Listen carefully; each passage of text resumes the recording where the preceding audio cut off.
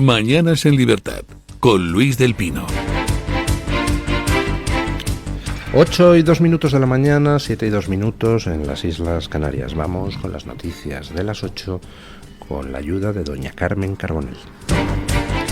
Continuamos contándoles novedades sobre el famoso caso de las mascarillas en torno a la corrupción por los contratos en la compra de material sanitario durante la pandemia.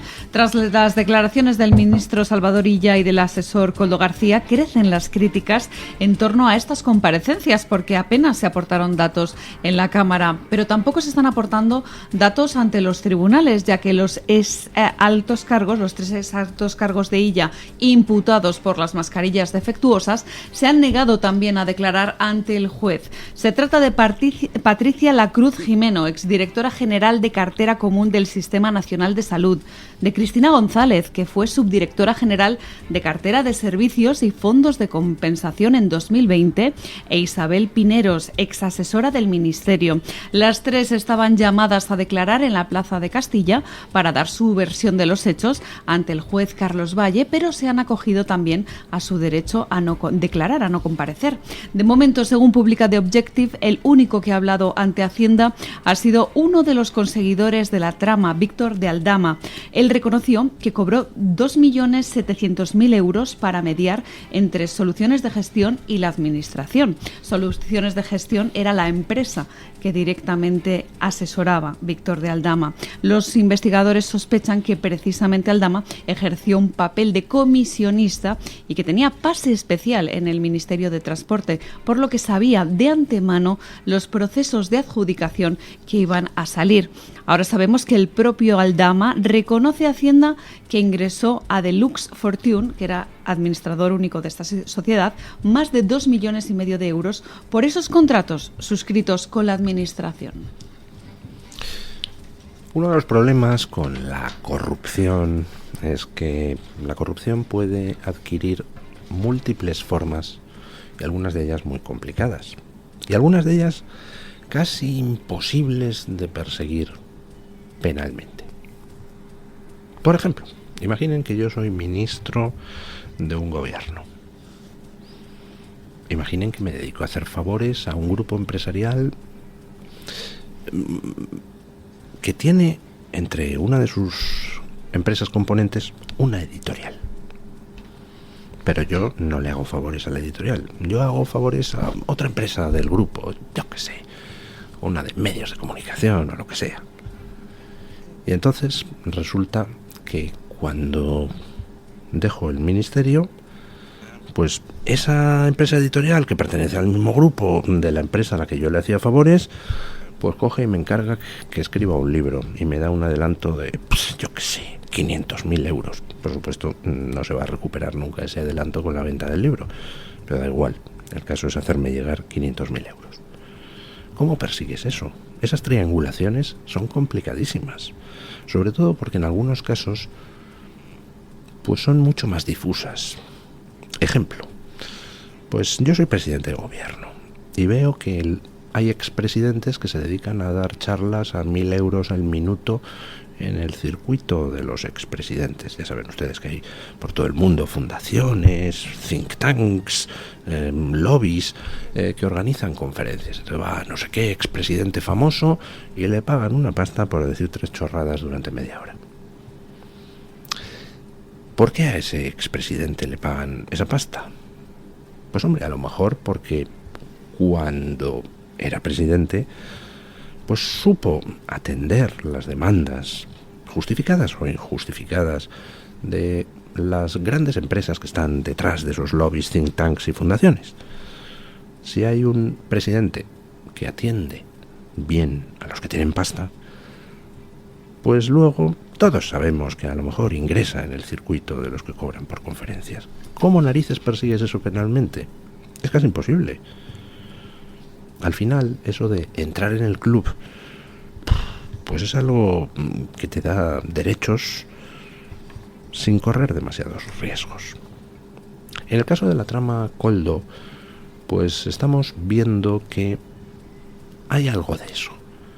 Había empresas bien relacionadas con el entorno de Pedro Sánchez, había ministerios y comunidades autónomas pues que dependían de personas de la confianza de Pedro Sánchez, y al final, pues probablemente sin necesidad de que haya demasiadas órdenes expresas, pues si tú te llevas bien con el club se lleva bien contigo.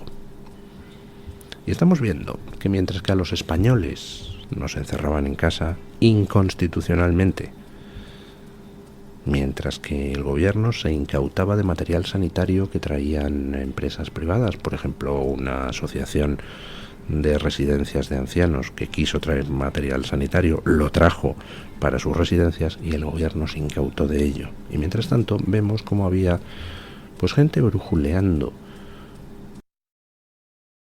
yéndose, y parece que bastante, oiga, 2,7 millones de euros, pues no está mal como ingreso, enriqueciéndose mientras los españoles morían a decenas de miles. Y encima estamos viendo cómo pues personas relacionadas con esas presuntas corrupciones pues se permiten el lujo de negarse a declarar ante el juez o negarse a declarar ante la comisión de investigación del Senado. Al final, ¿por qué tanto interés por parte de algunos por controlar el Consejo General del Poder Judicial? Pues muy sencillo, porque la alternativa es la cárcel. Con una justicia independiente no habríamos llegado a donde hemos llegado. Con una justicia independiente, pues hombre, no estarían determinados exmandatarios socialistas que permitieron en Andalucía la mayor red de corrupción, pues no estarían campando a sus anchas libres en la calle. Con una justicia independiente, pues no estaría la familia Pujol carcajeándose de todos nosotros. Con una justicia independiente, pues estarían más firmes que una vara todos estos que se enriquecieron con el tráfico de material sanitario mientras los españoles morían a decenas de miles. Por eso es importante controlar el Consejo General del Poder Judicial, para poder garantizar la impunidad de los corruptos. Y por eso es tan preocupante que el Partido Popular entre en ese tipo de negociaciones, porque lanza el mensaje de que es que también el PP tiene cosas que ocultar y necesita controlar el Consejo General del Poder Judicial. Cuando el Consejo General del Poder Judicial está en manos de los políticos, pues al final se lanza un mensaje muy simple. Eres juez, quieres progresar profesionalmente, quieres al final llegar a los puestos más altos de la carrera judicial, pues ya sabes que tus nombramientos dependen del Consejo General del Poder Judicial, que ya sabes que lo nombramos los políticos, con lo cual cuando te caiga un caso de presunta corrupción de un político, tiéntate mucho la toga, porque si no ya sabes que pasarás a la lista de los jueces molestos, y los jueces molestos pues no ascienden.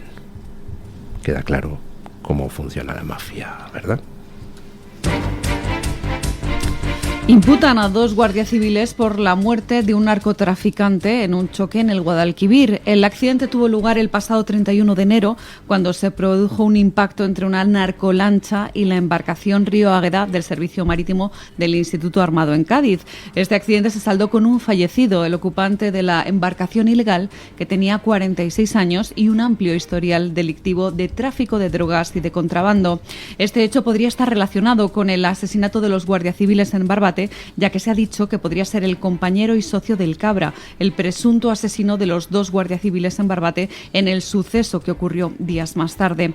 Pues bien, el Juzgado de Instrucción de Sanlúcar de Barrameda, que investiga esta colisión, ha resuelto citar como investigados por un posible homicidio imprudente a los 2 agentes que viajaban a bordo de esta embarcación.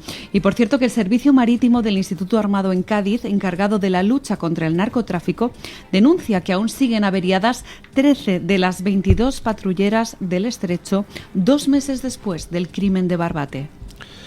13 de las 22 patrulleras del Estrecho siguen averiadas. Y a unos guardias civiles se les imputa por la muerte de un narco. El que la familia del narco acuse a los guardias civiles, pues bueno, obliga a los jueces a investigar. O sea que la imputación en sí no tiene mayor relevancia, siempre y cuando todo el poder del Estado respalde a esos guardias civiles.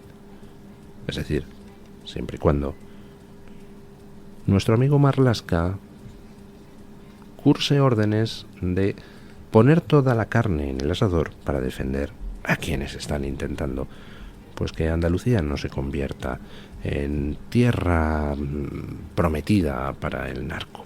Y me gustaría enlazar esta noticia con algo enormemente peculiar que se ha producido ayer. Un tal Karim Bouyakrichan, el poderoso líder narco que extendió los tentáculos de la llamada mocromafia a África y América Latina, es decir, el líder de una organización de narcotraficantes que controla el narcotráfico en los Países Bajos, pues resulta que se ha fugado, anda, por una descoordinación judicial entre la Audiencia Provincial de Málaga y la Audiencia Nacional. Se ha fugado ayer. Muy curiosa esta noticia. Primero, porque si la juntamos con las otras, parece que el narco va ganando la partida. Y oiga, va ganando la partida hasta el punto de que se producen errores judiciales que permiten al líder del narco fugarse. ¡Qué mala pata! Pero esta noticia me llama la atención por otro motivo. Hace poco veíamos a los reyes de España con los de Holanda, y los de Holanda le agradecían a los reyes de España que España hubiera acogido a su hija después de que su hija hubiera sido amenazada por la mocromafia, es decir, por la organización que lidera este señor que se acaba de fugar. Como controlan el narcotráfico en Holanda, pues se habían permitido amenazar a la hija de los reyes de Holanda. Y entonces la hija de los reyes de Holanda, al parecer, pues había sido acogida en España, supongo que para mejor protegerla, y hace escasos días los reyes de Holanda agradecieron a los reyes de España ese gesto. Y hoy, 2 o 3 días después, justo se fuga el líder de la organización que había amenazado a la hija de los reyes de Holanda. Caramba, qué casualidades tiene la vida, ¿no? No sé, puede ser casualidad, pero ¿no les llama a ustedes la atención esa sincronía en las noticias? La Eurocámara suspende al asistente de un diputado alemán por realizar labores de espionaje para el gobierno chino. El sospechoso, identificado como Yang He, habría transmitido información sensible a los servicios de inteligencia del régimen de Xi Jinping desde enero. Según la Fiscalía, llevaba trabajando desde el año 2019 para el eurodiputado, al que no se ha identificado todavía. A esta causa se le suman otras 3 detenciones en Alemania y 2 en Reino Unido. Lo hemos comentado muchas veces en el programa. Dentro de lo que son las relaciones internacionales, pues resulta bastante habitual que los países se dediquen a espiar al contrario. Digamos, resulta habitual hasta en el mundo de las grandes empresas, pues ni les cuento a nivel de los países.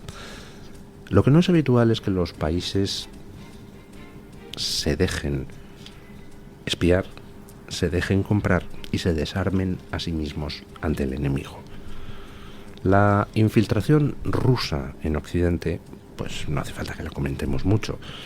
Desde las campañas nuclear no gracias de los verdes occidentales, apoyadas, por cierto, por el socialismo occidental, que condujeron a que en Europa pues hubiera frenazo nuclear directamente por influencia rusa, hasta lo que es la infiltración en el Partido Socialdemócrata Alemán y en otros partidos por el procedimiento de cuando dejan el puesto determinados políticos alemanes, franceses, noruegos, pues resulta que encuentran un acomodo bastante lucrativo en empresas públicas rusas, o como por ejemplo pues directamente los 3 millones de dólares que Rusia puso para crear unas ONGs ecologistas en Alemania que se opusieran a la importación de gas natural licuado desde Estados Unidos. En fin, la infiltración rusa está bien documentada. La infiltración china, no tanto. En mi libro de La dictadura infinita, pues encontrarán ustedes al final algunas referencias interesantes sobre esa infiltración china. Pero vamos conociendo datos aquí y allá de cómo también China compra espías aquí.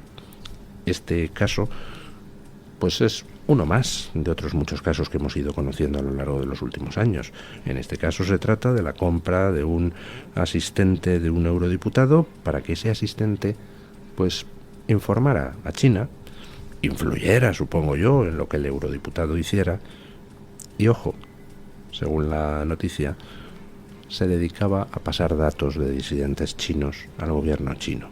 Y ya sabemos lo que eso significa para los disidentes chinos y sobre todo para sus familias en China. Lo que no es habitual es, como les decía antes, que los países no reaccionen ante las acciones hostiles de potencias extranjeras, sobre todo si esas potencias son dictaduras, como lo es Rusia, como lo es China. Están socavando Occidente por múltiples maneras, y Occidente sigue empeñado en suicidarse. Por ejemplo, con tantos políticos promoviendo esa Agenda 2030, que oiga, qué casualidad, resulta que se traduce en que los europeos tenemos que hacernos más pobres a base de reducir nuestro consumo energético, mientras que China lo dispara. China aumenta sus emisiones al doble de ritmo que nosotros las reducimos. Con lo cual, pues toda esa mandanga de hay que reducir las emisiones porque si no el pobre planeta, pues en realidad no son sino argumentos pues equivalentes a los que Rusia usó en su día para detener los desarrollos nucleares en Europa, pues que con una pretendida excusa buenista, el ecologismo, pues se dedican a dar carta blanca a rusos o a chinos para que se rearmen económicamente frente a Europa. Y habría que preguntarse quiénes de los que se dedican a abogar por ese tipo de cosas pues son bien intencionados ideológicos y quiénes directamente lo hacen por pasta o, peor aún, lo hacen porque en el fondo les encantaría vivir en un mundo regido por una dictadura como la de China. Argentina pide la detención del ministro de Interior de Irán por su responsabilidad en el atentado contra la AMIA. Ahmed Bahadi ha sido reclamado por la justicia argentina por haber tomado parte en el atentado ejecutado en el año 1994 en Buenos Aires. El ministro de Irán se encuentra actualmente de viaje en Pakistán y Sri Lanka, por lo que se pide a la Interpol que ejecute la llamada alerta roja, que es una solicitud dirigida a todas las fuerzas del orden en el mundo para localizar y detener provisionalmente a una persona en espera de su extradición. Sin embargo, esta alerta roja de la Interpol no tiene validez jurídica, por lo que lo más probable es que no se ejecute. El atentado contra la AMIA, una mutualidad judía en Buenos Aires, pues guarda unas similitudes bastante sorprendentes, acerca de las cuales ya comenté una vez en un programa con don Mario Noya, bastante sorprendentes con el 11M, en el sentido de que las investigaciones oficiales arrojan el mismo tipo de basura, furgonetas que aparecen y desaparecen, pistas que conducen a distintas líneas muertas, en fin, que como no se quería investigar quién demonios había dado orden de volar la mutualidad judía, pues ¿cuál es la mejor manera de no investigar? Pues empezar a poner todo tipo de ruido en la causa principal. Con lo cual, pues han pasado años y años y años y años y nunca se ha sabido quién había ordenado atentar contra la AMIA. Se sospechaba, pero no se había podido avanzar mucho. Ahora por fin, en Argentina, la justicia ha dictaminado la responsabilidad de Irán. Fue Irán quien ordenó volar aquella mutualidad judía. ¿Y ahora qué hacemos? Pues hombre, una de las cosas que se pueden hacer, por ejemplo, es pues pedir que se detenga al ministro de Interior de Irán relacionado con los hechos Y aprovechando que está de viaje, pues oiga, que Interpol le meta mano. Dado dónde está de viaje en estos momentos, pues la solicitud no va a tener efecto inmediato. Pero mira tú por dónde, si la solicitud prospera por los canales oficiales, pues ese ministro de Interior iraní va a tener difícil viajar a otros países donde las solicitudes de Interpol sí se atiendan. Estamos en un mundo donde se utiliza todo tipo de mecanismos para imponer agendas ideológicas o para entablar la competencia entre estados, pues habitual a lo largo de toda la historia. Y cuando digo que se utilizan todo tipo de mecanismos, quiero decir que se utiliza el espionaje, que se utiliza el espionaje económico, que se utiliza grupos terroristas, que se utilizan atentados de falsa bandera, que se utiliza infiltración ideológica de todo tipo, y en ocasiones, pues el enfrentamiento termina derivando en guerra. Pero solo en ocasiones. Pero incluso cuando no hay un conflicto bélico abierto, realmente hay una guerra soterrada. Y o nos damos cuenta de ello y empezamos a actuar como un país serio, como una sociedad seria, o al final, pues mira, si estás jugando a un juego y no sabes ni siquiera las reglas, lo más probable es que alguien se te cepille. Tenemos al otro lado del hilo telefónico a don Juan Carlos Tellez, redactor jefe de Voz Media. Muy buenos días, don Juan Carlos. ¿Qué trae hoy Voz.us?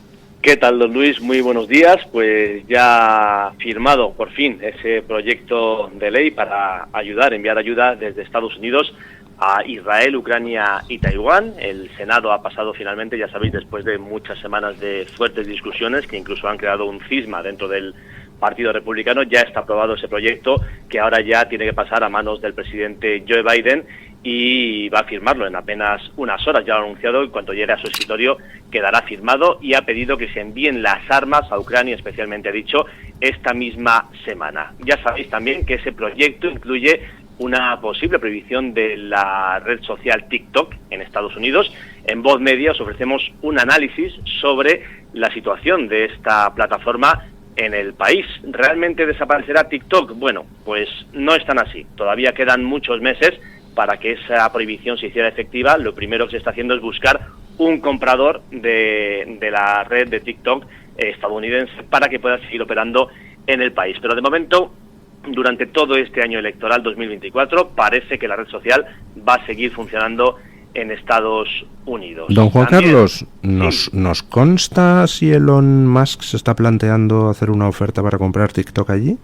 Pues a mí me gustaría saber de dónde sacaría ya el dinero para mantener tantas redes sociales. Ya se gastó 44.000 millones en comprar Twitter y no creo que se meta en una aventura contra ByteDance, contra China, porque ya bastante tiene ahora mismo con la situación de Tesla, que por cierto está subiendo en bolsa. A pesar de las pérdidas, está subiendo en bolsa Tesla. De momento no hay ningún comprador. Tampoco queda muy claro si ByteDance, que es la matriz de TikTok, quiere vender la compañía. Desde su división americana no dan su brazo a torcer. Dicen que irán ante los tribunales para evitar esa obligación, digamos, de venta de TikTok. También, don Luis, muy pendientes del juicio contra Donald Trump, en esta ocasión de esa orden mordaza que se le puso al presidente. Ya sabéis que la justicia estadounidense puede obligar a un imputado a no decir nada sobre el caso, y Trump ayer se desató y dijo que no le permiten defenderse, que igual que los testigos estrella contra él de este caso van hablando en todos los medios de comunicación, él no puede defenderse, y cada vez que habla, pues una multa o una orden de desacato que le va afectando en este proceso judicial. Y pues no parece muy equilibrado el asunto. O sea, los que van contra él pueden hablar, pero a él le prohíben hablar. Claro, ya sabes. Esto es un poco medievalizante. Sí, ya sabemos lo que es la opinión pública, ¿no? Bueno, pues Trump tiene poder mediático, eso es evidente, y ese poder mediático lo están cortando a favor de otros implicados, en este caso Stormy Daniels, en este juicio que se sigue contra Donald Trump, en el que sí permiten acudir a medios de comunicación, dar ruedas de prensa y, bueno, ir un poquito contra Donald Trump, mientras él tiene esa mordaza literal, se llama así, orden mordaza, y no puede abrir la boca para defenderse.